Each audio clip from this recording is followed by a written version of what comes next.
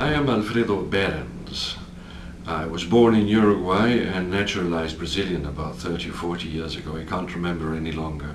Studied at Cambridge in England, lectured at Princeton, and worked for the World Bank in mostly countries that were bathed by the Atlantic Ocean, but also in India and the former Soviet Union. This gave me a rather broad understanding of the role of management and the importance of management, particularly in emerging markets. When I came back to Brazil, I joined the MBA program of FIA, the Fundação Instituto de Administração in São Paulo, and there I'm developing a rather alternative approach to management. What I'm mostly interested in is to highlight the need to accommodate managerial techniques to the culture of the people. What do I mean by this? Management, as you know, is a field that has been developed mostly in the US, but also a bit in France, a bit in England, a bit in Russia. But essentially it's an American thing.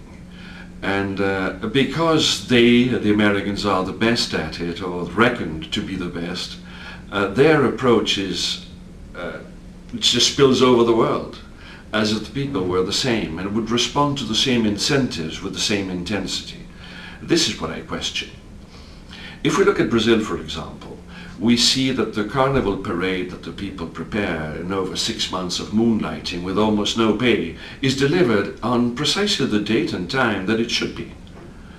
Now, how is it that these people who have not the benefit of any MBA advice and are not really paid deliver a world-class product on time, while many of those people may be working at American corporations in Rio and may be arriving late at work, leaving early, asking for sick leave when they are healthy? Why is it that they display a much higher level of engagement at the Samba School than they do at work? Why is it that people believe that they go to work to suffer and not to enjoy, and therefore do not commit? This is what I'm mostly interested in.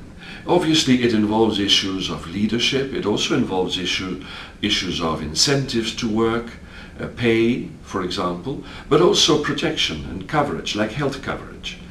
Why is it that our people in Latin America, when they work, they enjoy a health coverage that excludes their parents? Is it because they have no parents? No, of course they do, and they need coverage.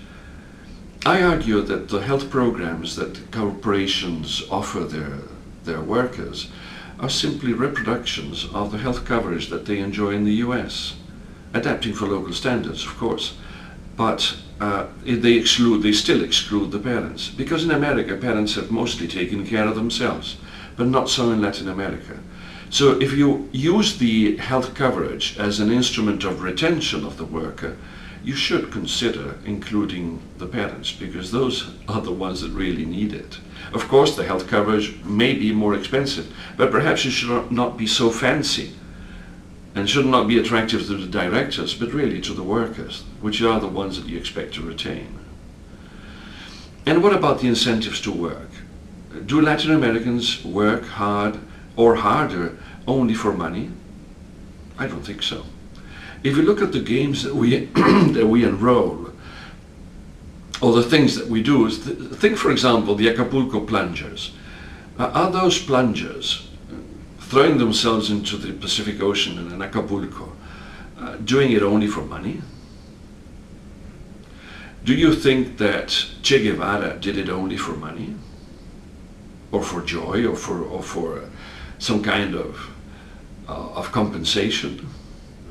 And yet people like those, and bullfighters and many others, including President Allende of Chile, overthrown by force, these people do not do it for money. You may be a bit skeptic and say, well, they do it for power.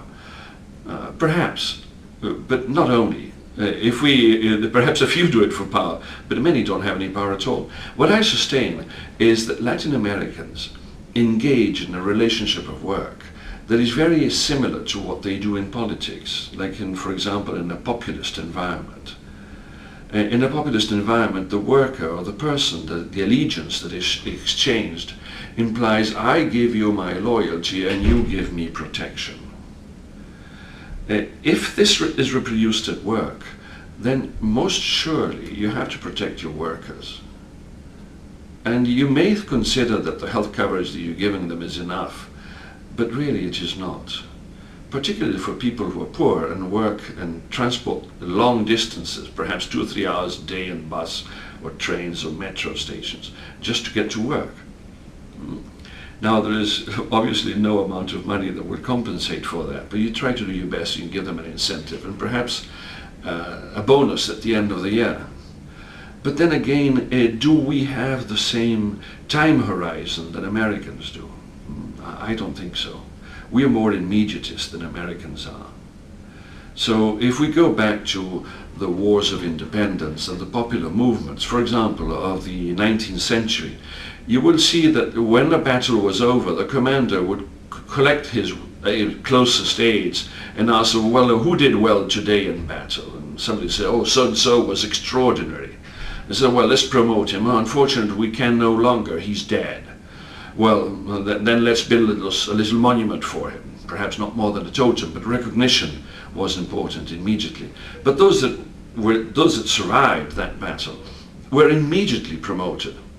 This is why in our armies we have so many colonels and generals, because it was cheap, really, because you promoted them. You gave them immediate recognition, though no pay.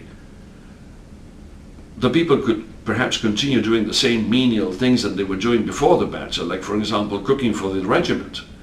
But now they would be colonels, go back home and tell their wives. Sometimes they would battle with them and say, listen, I was made a colonel in recognition for my excellent performance in battle.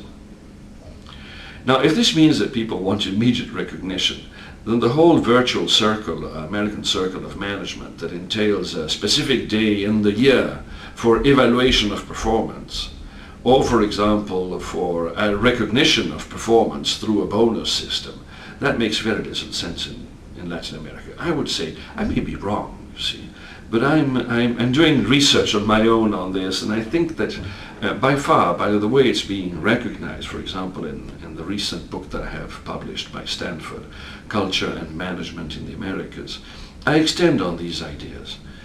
Also recently I tried to complement the work done elsewhere with far more funding than we have on trying to elicit the ways in which Latin Americans may be different from the rest.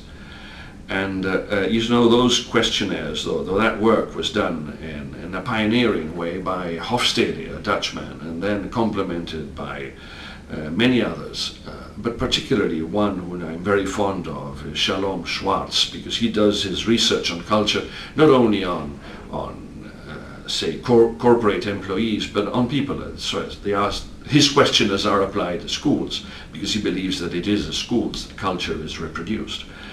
I believe as well, but you know, we don't have the funding to go to endless amounts of schools and develop a questionnaire that would be applied there, have it back and analyze it.